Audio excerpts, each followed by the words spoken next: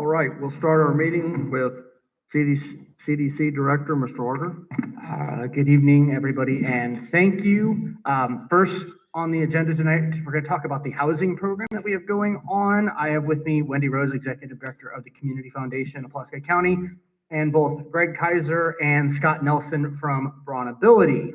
We're here to speak to you about this component of the Community Foundation's Aspirations in Action program, the housing-related needs that we as a community need to address in order to sustain and rebuild our population, to increase school enrollments, to make it easier for our major companies to attract and retain a quality workforce. I'm going to let Wendy take it from there, and then a gentleman from Braun will speak, and then I'll wrap it up and we'll move on to the rest of my report.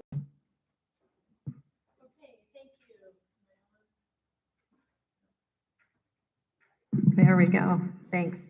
Okay, thank you for your time and attention. I am going to add just a little bit to Nathan's introduction here because I want to take opportunity to remind you of the Forward Thinking Leadership Initiative of the Community Foundation. It started in 2020 and continues today with efforts like the Effective Leadership Skills workshop we held for elected officials. And a big thank you goes to Ken Boswell, Tim Overmeyer, Kathy Thompson, and Laura Wheeler for their participation.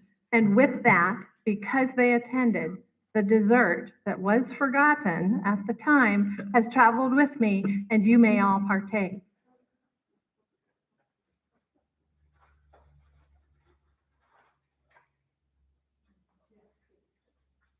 And Jeff Richwine, I'm sorry, he was also in attendance. We did have a good turnout. We had 12 elected officials from around the county, and that was really exciting. The initiative includes also the Leadership Pulaski County program that will take off again this fall through Purdue Extension. But as Nathan said, our initiative is now focusing on 4 areas or aspirations in action. That includes broadband, and that was the event we had in May where the lieutenant.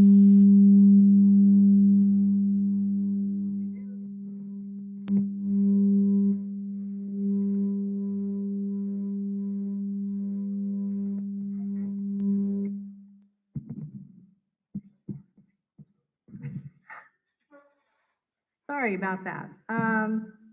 But sugar. Broadband is one of our areas of focus, as is downtown development, where we're working toward a new Main Street Winnemac organization.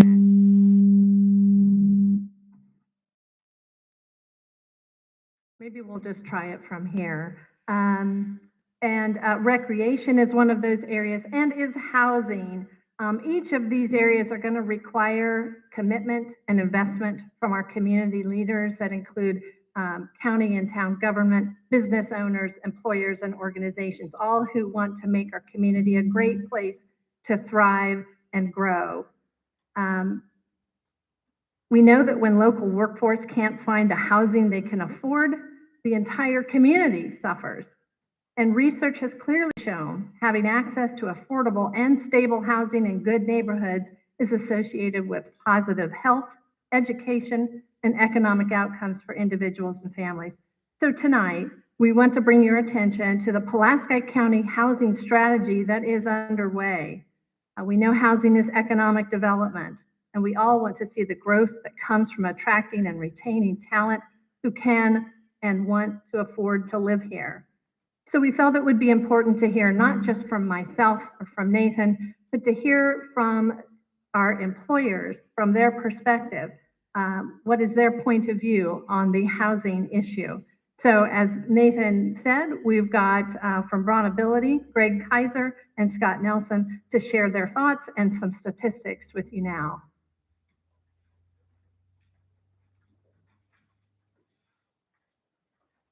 Thanks, Wendy. I'm Greg Kaiser, lifelong resident of Pulaski County, VP of Consumer Sales at Bronability. I drug Scott Nelson, our North American Manufacturing President, with me tonight. We're here to support Wendy and her team in their endeavors with this housing project. So I told her we would share some information with you all.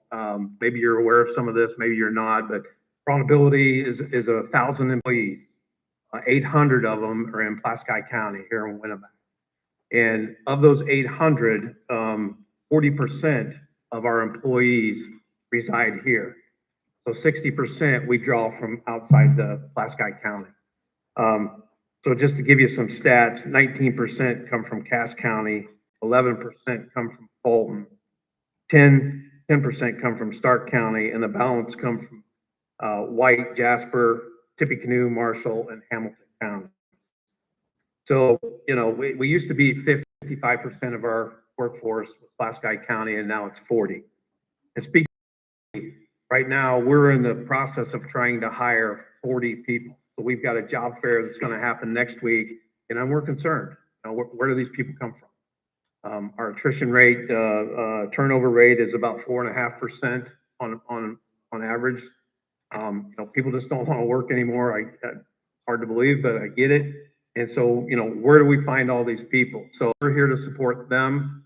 You know, as the old saying goes, there was a movie, it was Field of Dreams, and build it, you know, and they will come. So we know what happened there. So that's all we're here for. We're here to support them. We know, you know, we've got a lot of growth aspirations and where are the people going to come from. So I think this is a start. I think Pulaski needs to look at it and say, how do we keep and retain the people we have? How do we also attract people, families to our community? Appreciate your time. Thanks. Thank you, guys.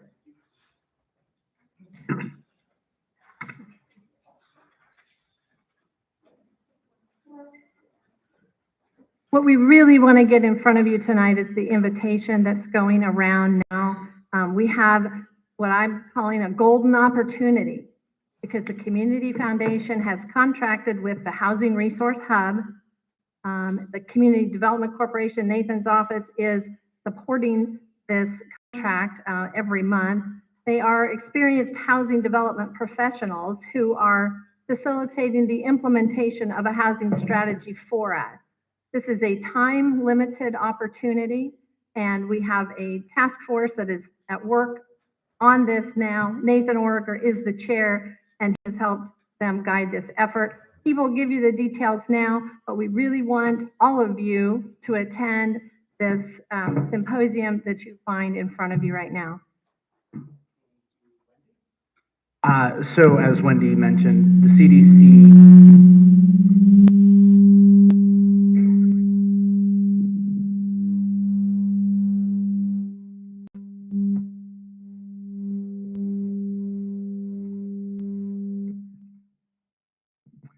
Okay, so as Wendy mentioned, the CDC has partnered with the foundation on this housing program, and I am chairing this task force working with the Housing Resource Hub. They're a nonprofit organization out of Fort Wayne, and they are not developers so much as they are planning and developing consultants. They are the experts on market analysis, finding resources, connecting their clients with the right resources to make projects like this happen. And you've got this in the back of your packet, the two-sided handout.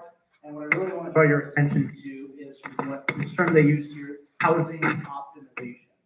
So rather than just looking at housing stock and housing need as a quantitative matter, they're looking at details about price point, about household incomes and what families can afford to pay in a monthly mortgage and down payment or in a monthly rent for an apartment, looking at tailoring to best they can within the financial parameters, housing that meets these prospective home buyers' needs and desires, so they're not leading a developer to build houses that nobody wants, nobody can afford or hold.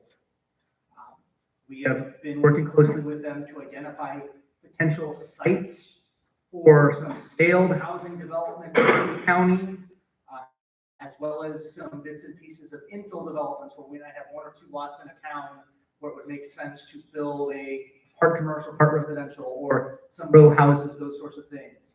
So we are really here tonight asking you, as many of you as can make it fit your schedules, to mark the the 26th of July, it's next Tuesday, 2 Tuesdays from now, I'm sorry, 8:30 in the morning at the Knights of Columbus Hall. Ryan Chasey and his colleagues from the Hub will be revealing the results of the analysis that they have conducted, which will talk about potential numbers annually that, under the right circumstances, we could accommodate with new development and/or mix of new development and rehab existing housing stock.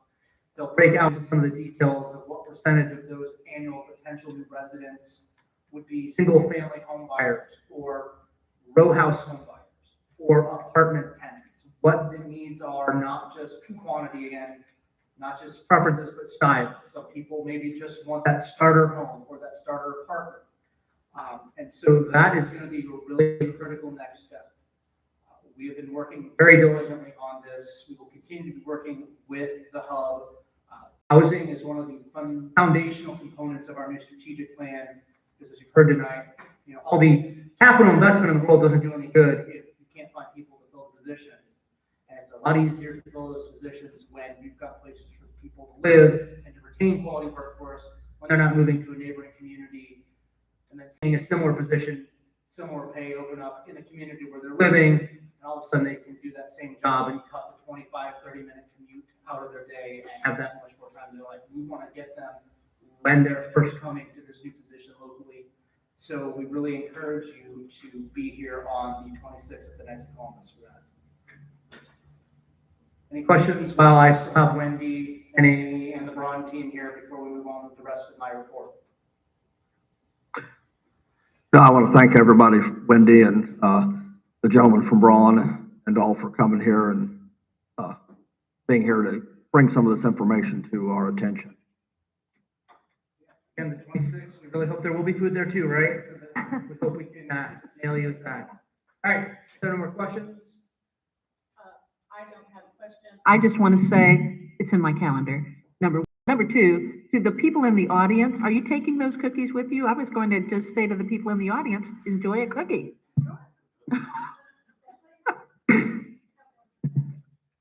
All right, so I will move on with some construction updates.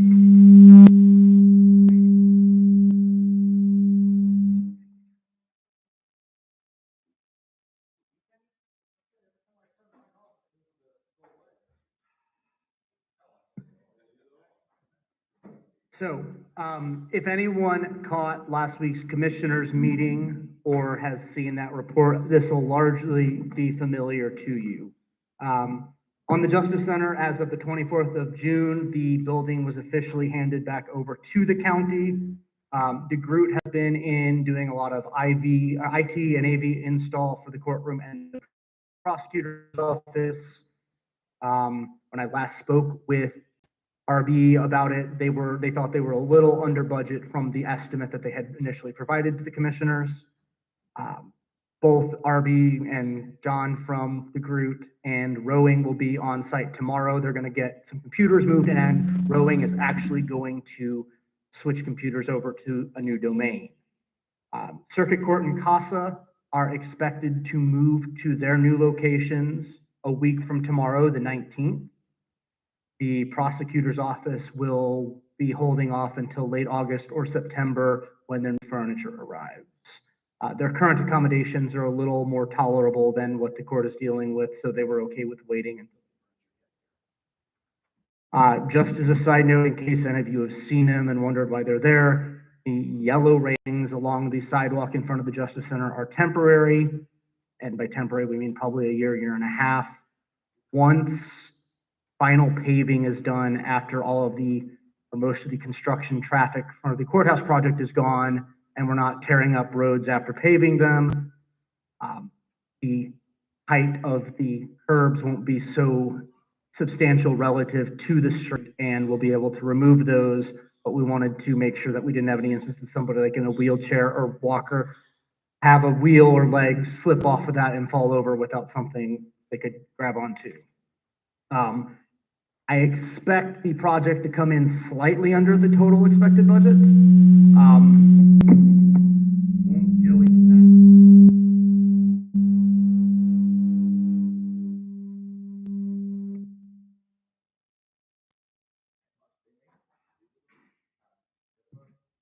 I won't know exactly where we'll come in though until we get the last ton and blank invoice, which may be as far as 6 weeks out. But based on the monthly reports that I've received, it looked like even with some last minute fixes that they've had to do on there, and their contingency still had a healthy balance left. So that's where things stand on the Justice Center, unless you guys have any questions. Once the court, the CASA offices, and the prosecutor's office have all moved in, we will schedule some sort of open house so the public can see what has been happening over the last year and a half. Okay, moving on to the courthouse. About a week and a half ago, the steering committee approved a design program for general planning purposes and departmental assignments. Currently receiving questions and concerns from some of the affected stakeholders and trying to work through those issues. Luminat Roland will soon take their drawings to the next step based on the consensus reached by the committee and get actual SDs and then into design drawings for us. Fuller updates on plan specifics will be available once the architects have officially updated the drawings. Here are a couple of conclusions that we reached in addition to those space assignments. We cannot guarantee that all of you will fund security personnel for the courthouse when the time comes, probably in the 2023 budget.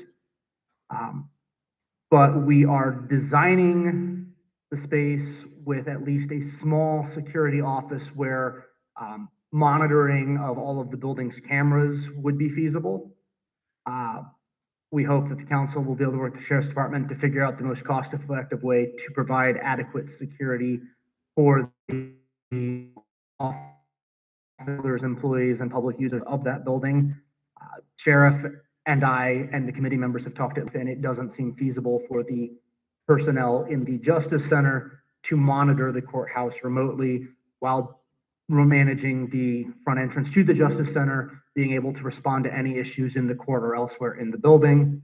Obviously, that won't become an issue until 2023, but we are keeping in mind the possibility that we will have security. We don't, however, expect to have a perpetually staffed front entrance like we will have in the Justice Center. The complications of trying to balance security, ADA compliance, historic preservation, and ease of use make it virtually impossible to have one single point of entry in the building. So the plan is that the north side main entrance at the clerk's and recorder's offices currently will be the main entrance, and the lower level below there, which will be much more aesthetically welcoming than it currently is, will be where we'll have ADA compliant entrance, and we'll most likely have that security office rooms in the former assessor's office suite in the northeast quadrant of the lower level so that they are close to that entrance. In the event that we have really heated community issue where we're having a lot of people come to meetings and we're afraid there might be any problems breaking out, we would be able to lock the main entrance and just funnel all traffic through the lower level and have a metal detector or wands if the sheriff and with commissioners decided that was necessary in that situation.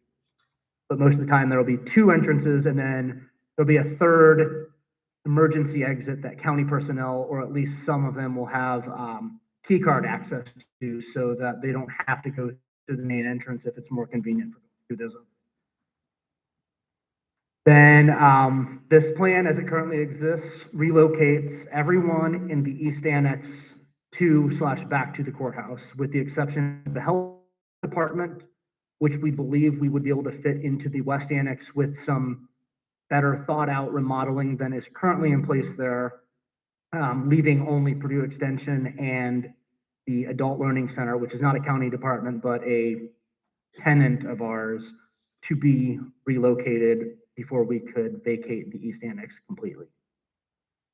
Document scanning has begun with the auditor's office so that we can start making as much as possible digitally accessible so that we can move it out of the building during construction without causing the departments and the public any problems, and theoretically might be able to reduce what is stored on site long-term with some of the scanned files, the originals then being stored out here or in a dedicated storage facility. That's to be determined, but that is underway.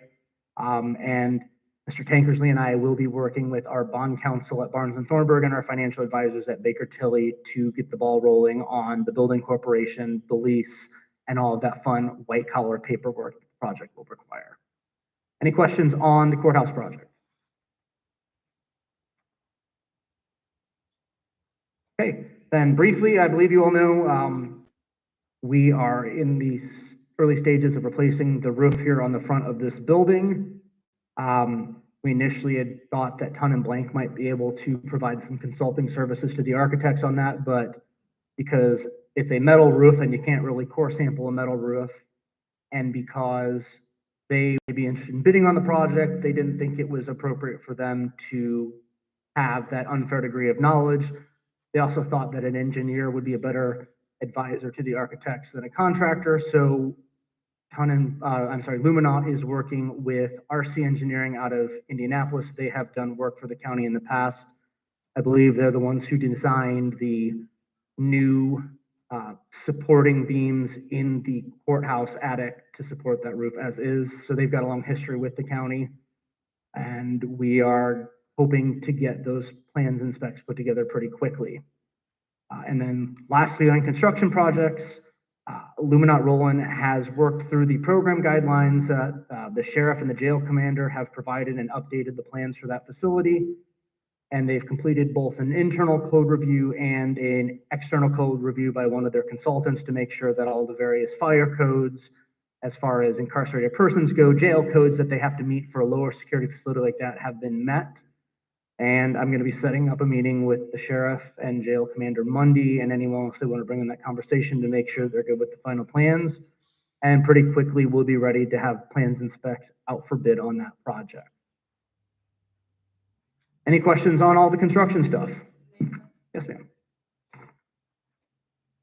That meeting is open. Which meeting? The meeting? That one's just a design consulting meeting. That'll Okay. just be the sheriff and jail commander signing off Got it. on. Got it. On this roof, what do you're just getting ideas on what needs to be done, or this is who you've chosen to do this? So all we've chosen are who will do the design work. It's probably not going to cost enough that it'll have to put out for advertised bids, but we will have to mail to a minimum of 3 or 4 qualified roofers to do it. So that'll still go through a competitive process. Oh, and I can assure you they will be provided the chance to bid on it. But at the end of the day, it's whoever is the most competitive bidder on the project. Right now, the engineers they're going to crawl up, and we don't think there are any problems, but make sure because Gary had concerns with how much water's come in, that there isn't any structural damage, all the moisture that's gotten through. And then once they've put together a plan for whether it'll be in metal roof again or a different material, rubber, what kind of rubber, if rubber, they'll put those plans and specs out, we'll put it out for bid, and ideally, like I said, Ton and Blank will probably bid on it, but I hope that some of our local contractors feel that this is a project they can manage. And then lastly, very quickly, I have talked to you about potential restructuring of the CD. I've spoken with a couple of attorneys who work in this sort of thing. So far, there are no particular concerns with the map we've laid out, but it's also a bit unique compared to anything any of those have worked with. I've got one more person I'll be having conversations with, and then once I get her feedback, I will take it back to Kevin, and we'll see how best to proceed with the commissioners and council on this matter. So other than reminding you again that we would love to see as many of you as possible at the housing symposium on the morning of the 26th, that's all I have.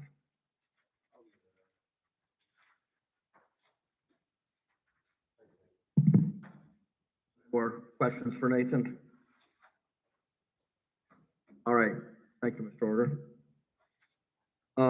Before you guys all were the abatements that are up for approval for this year. I just had a chance to look at them. I never seen them individually. Is that, did you? No, I just seen the list that Laura sent out. I must have missed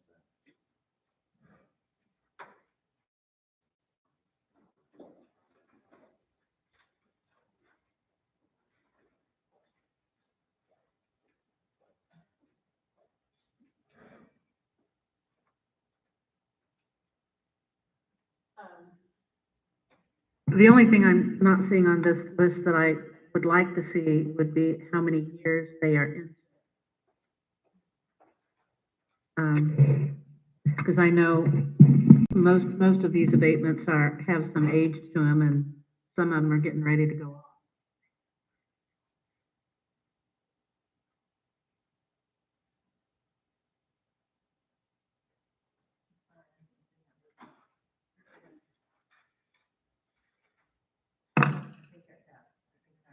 Okay. On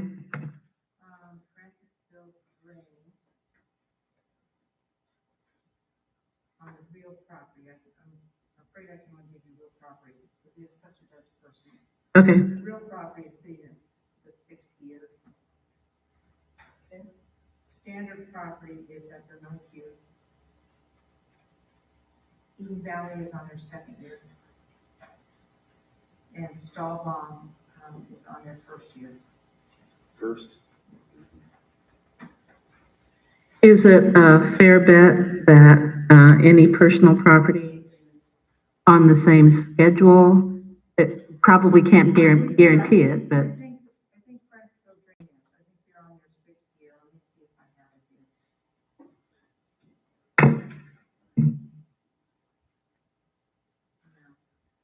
here. And I apologize, Laura, I just noticed that this minute. If I would have had my head with me, I would have asked you that before the meeting. I'm sorry.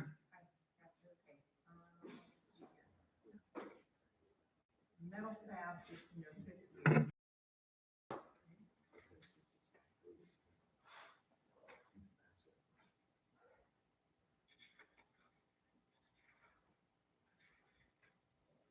How many, does anybody know what, how many, employees, like this Stahlbaum? He has 2 to 3, that's what he submitted on his SB1, so his application. And he has 2 to 3, because there is quite a turnover, but he does employ 2 to 3 people. Do I understand correctly that anyone that's on this list, if there is no comment, they have passed through the assessor's office as, I don't know what the term is, but they're meeting the expectation of the abatement. Is that correct? I would not say that you can assume that, Kathy. I mean, it's your job to look to see what your expectations are. We just do the calculations. No, but if they said they were doing something, that they are doing. Okay. I can't say that. The Braun Corporation is on their 9th year.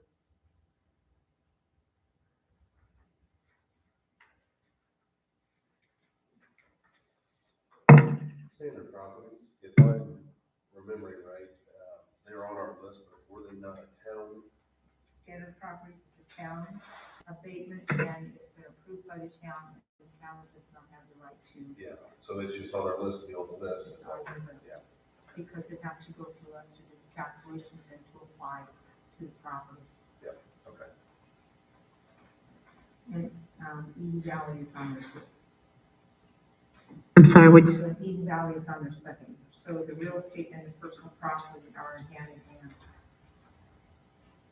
I should give you all of them.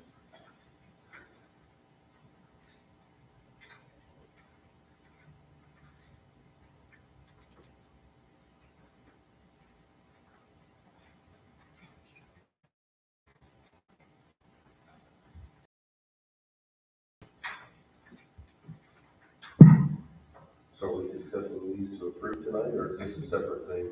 Yes, that's what I'm gonna say. If there's no further, discussion, then I'll entertain a motion.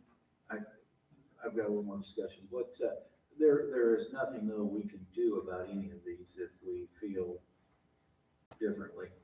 I mean, they're in permanently, right? No, you can can deny them it. Well, this, go ahead. The thing about the abatements when you start with abatements, it's an all or none. So let's say one of the companies said that they're going to employ 10 more people, but they are only at 5 more people. You can't say, we'll give you 50% because you're only halfway there. It's either all abatement or no abatement.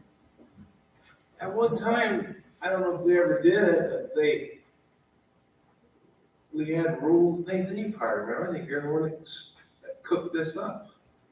That if you don't follow the rules, you have to pay all your taxes back for the So you, amount of abatement. you did that after, you adopted those rules, that board resolution, after any of these that are on the table. That cooking it up doesn't mean anything bad, you know, that just. Yes. But that also has a variation due to the fact that if they can't find employees, as Ron said, as Fracco said, as all these guys have said, we're begging them to come to work, but we can't get anybody. That's kind of a, don't call it a loophole, but a variation in the requirements of it. Yeah. Yes, Jenny? I didn't know if I can ask or not, but what is your system of checks and balances, or is it an honor system? If somebody receives an abatement and they say we are going to employ X number of people, what is your system of checks and balances? How do you get the names of the individuals who are working? Do you get The assessor pay does. stubs, or is it completely an honor system? Because that to me seems, All of that comes through the Very assessor's loose. office, I believe. I know the one that was under discussion a while back, last week, they met with the assessors, give them all their information, the assessor goes through it and evaluates it. so, and then you get from the assessor Yeah. that everything is. Code, It was my understanding from talking to the assessor last week that if they're on this list, they have been passed as meeting standard. That was my understanding from speaking with Holly. I was asking for someone here to say yes is the case, but speaking with the assessor, that's what she said. They met this, So the checks and balances are at the assessor level, not right, among you. A lot of the information is private. private information. You know, we're not privy to names and people and stuff like that. But the assessor would be. Yes, she's bonded and protected for insurance and stuff. That answers my question. Thank you. I would make a motion that those that we can approve, be approved as presented. Well, I guess we have to approve all of them, even though standard is a town. I would make a motion that they be approved as presented. All right, we have a motion to approve the abatements for year 2023 as presented. We have a second? second. All right, we have a motion and a second. Any further discussion? All those in favor say aye. Aye. Opposed? Passes.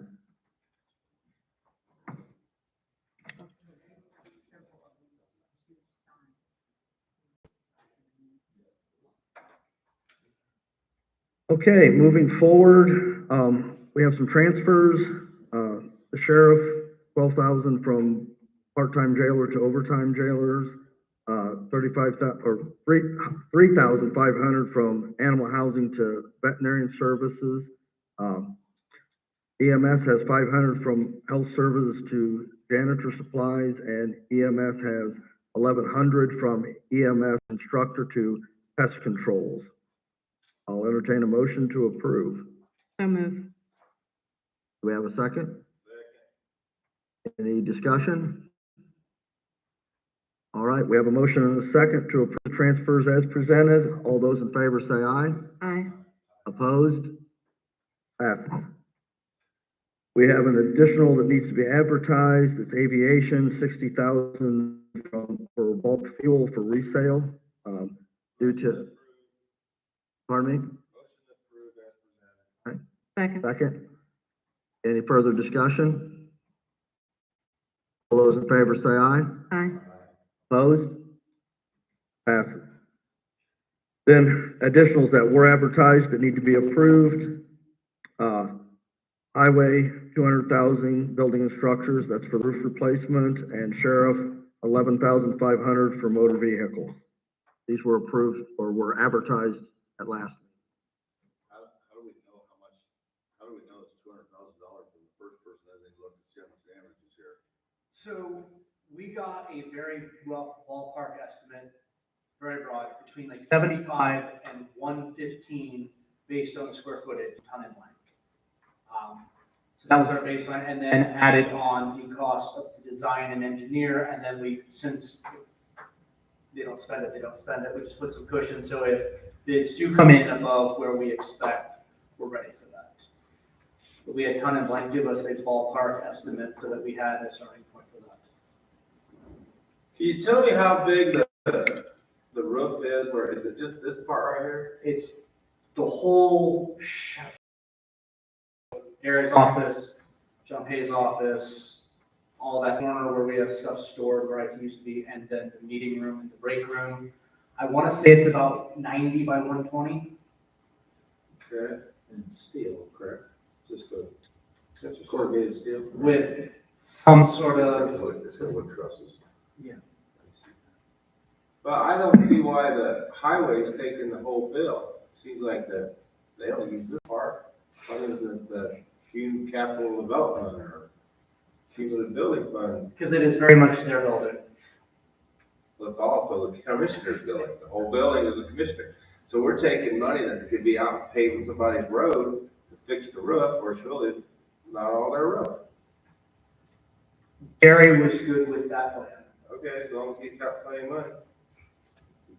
But then they, when you want people to say, oh, I want my road paved. Well, do remember that they did have a healthy enough balance that you were okay with cutting their levy for a year or two. Right. So, they can't just spend like crazy, but Gary's comfortable with what he can cover this cost.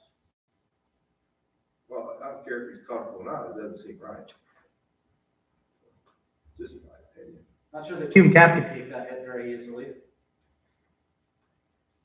What'd you say? I don't think Cume Cap could take that hit easily. This is what that money is there for. Send that line item for this, For the county? for building and structures for highway. The highway fund for building and structures. Okay. So that's what it's here for. They don't use this 30%. They hope to be able to use it once they kick us out and back into the courthouse. That's true. Yeah. I move it be approved as advertised. Second, real quick discussion on this, that I get Ruth's point on the, you're saying out there, I'm not saying you, I'm just talking, you're just saying, hey, we got 200,000, and come on, bid it, boys, and I don't know what we got. It just seems like a backward system. I would not disagree, but the money has to be committed in order to go with the project. Just for bid though.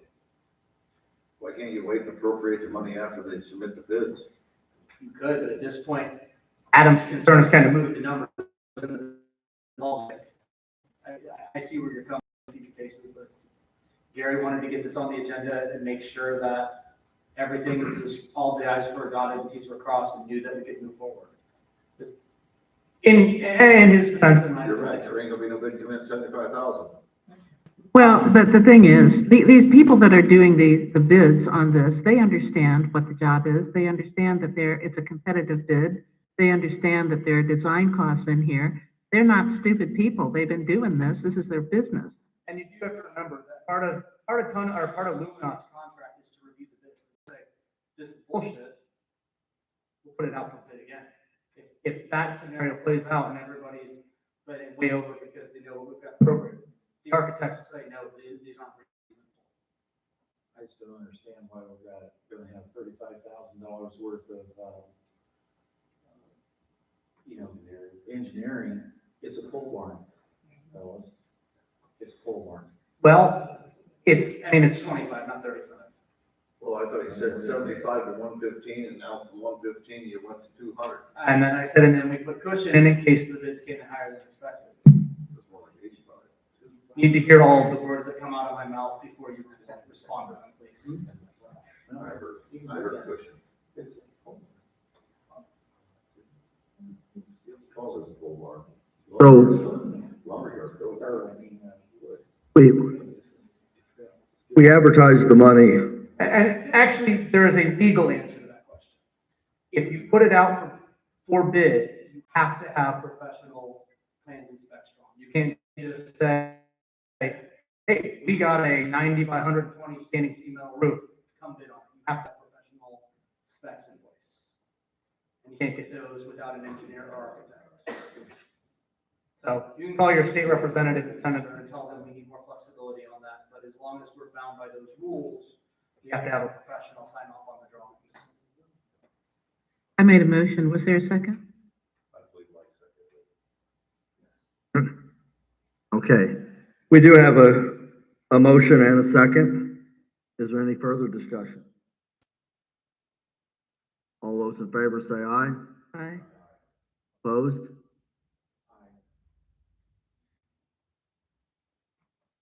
Passes. Oh. Okay.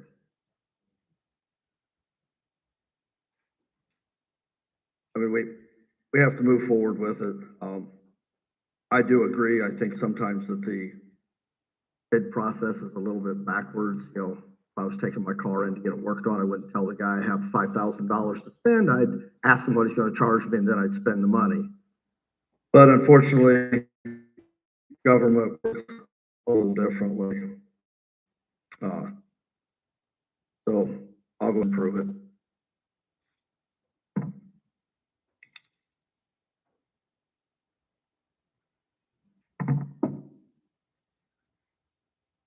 Oh, was that just, I assume was your motion, that was just for the, I'm gonna take that As advertised, all of them as advertised. well, we were just discussing the highway. Was there any discussion about the sheriff's? I thought the motion included the sheriff. Okay, I just want to make sure that both people making the motion and those, I thought it was just highway too. I think I'll make another motion. well, that, for the sheriff. Make it then. Make a motion, we approve the advertisement for the sheriff's 11,500 motor vehicles. It's for fuel, am I right? No, that's where we traded in the Durango on the pickup truck. And we want to turn around and use that money to put the lights and stuff in the two trucks we're getting back. I'll second. all right, we have a motion and a second to approve the sheriff's 11,500 for motor vehicles. Any further discussion? All those in favor say aye. Opposed? Passes. All right, we have, everybody read the minutes for the regular meeting on 6/13/2022? I move they be approved as presented. All right, we have a motion to approve as presented. Do we have a second? Second. All right, we have a motion and a second to approve the meetings for 6/13/2022. Any discussion? All those in favor say aye. Aye. Opposed? Passes. We don't have the one. I didn't see. Just want to reiterate the budget hearing dates, 8/8 and 8/9 of 2022. Our budget hearings are scheduled. September 12th, 2022 at 7 p.m. will be the public. They are in August. September 12th. That's the public hearing. The hearing dates for the department heads is, and then, so the public hearing will be September 12th, 2022 at 7 p.m. And then October 10th, 2022 at 7 p.m. will be the adoption of the budget. The auditor did send out a revised schedule. Hopefully everybody got it, or a couple that were added. When can we expect the budget?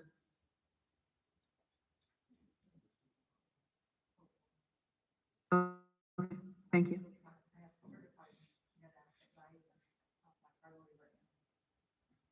I'm sorry, I didn't. Certifying the net asset value for the county. Okay, 2023 is the top of my priority. okay, thank you. So as soon as that gets done, I'll get Okay, them done. Matter of fact, I just recently, last week, received the last of the data. okay. So I should have everything. Thank you. Then anything from the challenge to solve? Just a comment, we wanted to get some talk about, human resources done before the budget, and we're already there. We don't have enough time to get Yeah. a meeting in for that before the budget. So,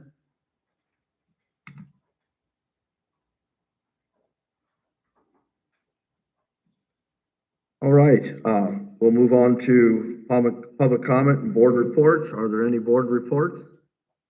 I have one thing. I'm still on the Association of Indiana Counties Legislative Committee, and there's been chatter this week about working with the prosecutors group. There is, and I'm sure how this affects us in Pulaski County. I'm sure we'll see it in the budget, but there are some rules now about prosecutor caseloads, deputy prosecutor caseloads, and possibly salaries. And what the county council legislative committee wants to do is discuss with the prosecutors group how to move forward with this legislation to hopefully get the state to help us pay for the new requirements. And I can't tell you what the new requirements are for Pulaski County and if that'll affect 2023 budget or not, but just so that you know that they are planning to work with that group. And I would strongly suggest that someone from this council in 2023 be appointed to be a part of that committee so that we can, you can stay on top of these situations as they come. What did you say that? It's the Association of Indiana Counties. Oh, yeah. It's our legislative committee, the Right. county council's legislative committee. And we've met virtually every single time, and I never had to drive to a meeting, just log on. It's been very informative, very helpful, and I hope that you will continue with someone being a member of that next year.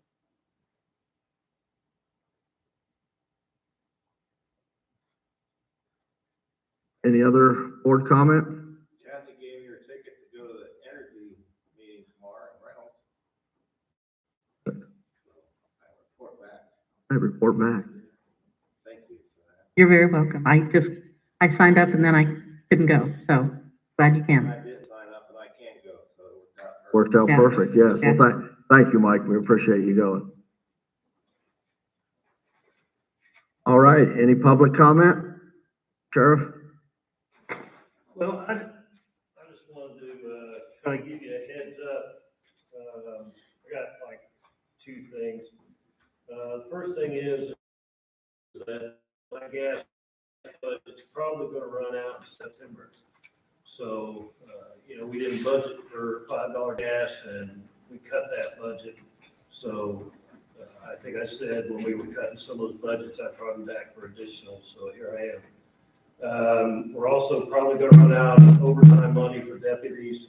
All these are gonna be probably sometime in September. We're a little, the gas money, I'm sure gas is not gonna go down, so we're pretty confident that's gonna be sometime in September. The overtime for dispatch and the deputies, we may have enough. I just kind of wanna put it on the radar that could show up. And then I have one more question. I don't know how complicated this is. I think it has to do with I'm sure Laura can answer it. We're having trouble with the dispatch center finding dispatchers. Right now, she's got 3 openings. She's got 2 hires in training. She's reached out to some former employees that have the training. When they come back and do some part-time work to help her get through until she gets these people trained up to snuff. And so we discussed that this morning, and we have $10,000 in part-time money. We was wanting to know if we could, I think the part-time rate for the county was maybe $15. I'm not sure. Is that what it is, Laura? All right, that's what they quoted me today. I just knew it was around. We would like to offer these people $17 an hour because they do have some training. I just can't take somebody off the street and say, sit down, here you go. They gotta have some training.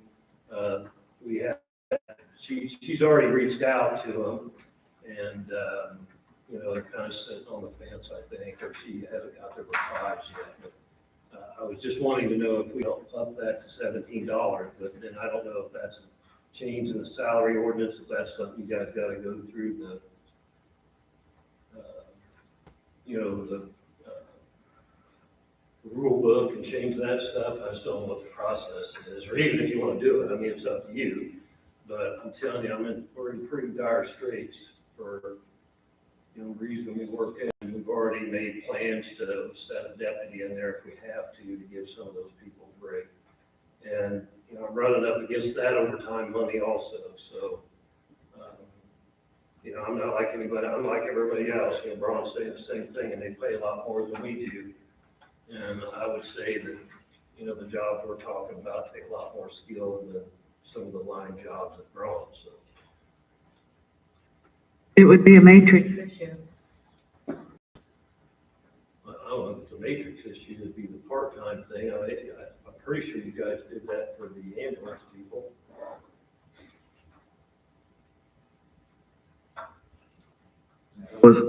There was a change to the ambulances part-time wage. So,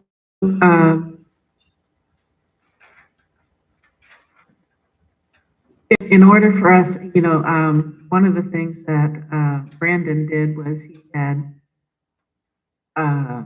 put something down on paper for us so that we could take a look at the numbers and the reasoning behind it. Could you have Carrie put something together that?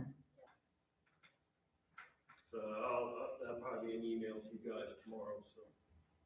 No, we'd appreciate it. Yeah, it's nice to have it document, something to look forward with. No, we'll do that. So then what is the process? Are we looking at a month down the road now then? Because you guys won't meet again, or? You know,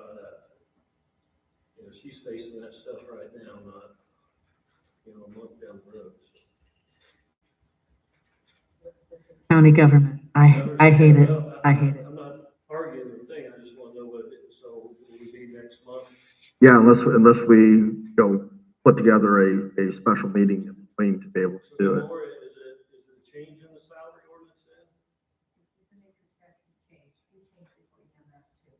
Okay. Yeah, it can be done. It's not something that can't. That's what I'm trying to get a feel for.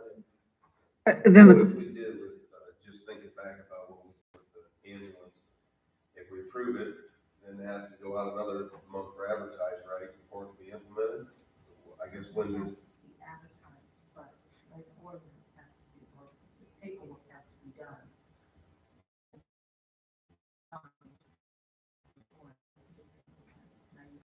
Retroactive, when you do all of that. but there's no guarantee that fastest it would be basically 2 months. you could have the ordinance ready to go at that meeting. But the question would be, and I know this is important to the sheriff's department, it's important to all of us because we all rely on those emergency calls. Can we have set a special meeting to discuss it so that it's not that far? Yeah. And, you know, providing that Kevin has time to get the ordinance and stuff wrote up. Some will fall back on that. I'm not pushing it out, believe me, I just want to have the answers for when I go back tomorrow, so. That all sounds good to me. I'll send you guys the email tomorrow, and then you guys can hash that out. Biggest thing that I would, I would think the sooner the better, because it's almost a 6-week process to get a new person to where they can work by themselves. It really is that long. So,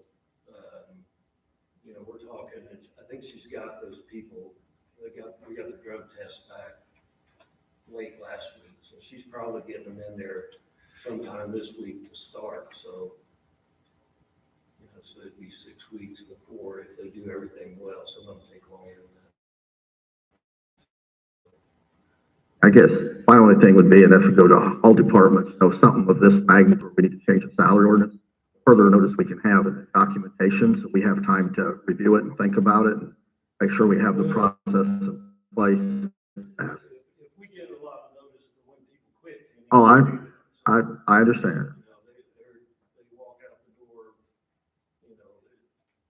sometimes we get notice, sometimes we don't, so, I try to give you as much notice as I can.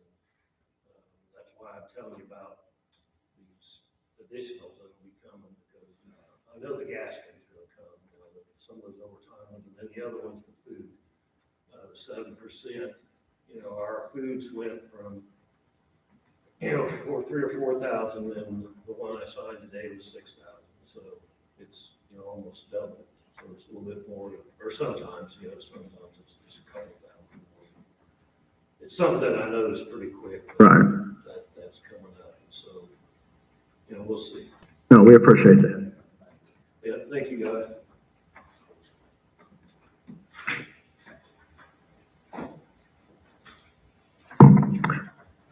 All right, any further discussion from the public? Again, I would just remind you on the subject of the dates of the budget department hearings, that the foundation's economic development training for elected officials is crammed in between budget meetings and joint sessions that Correct. afternoon. Correct, it is. It'll be, That's an oddball name I have on my phone. David Yeah. Carroll? Yeah. it'll be a busy couple days, that's for sure.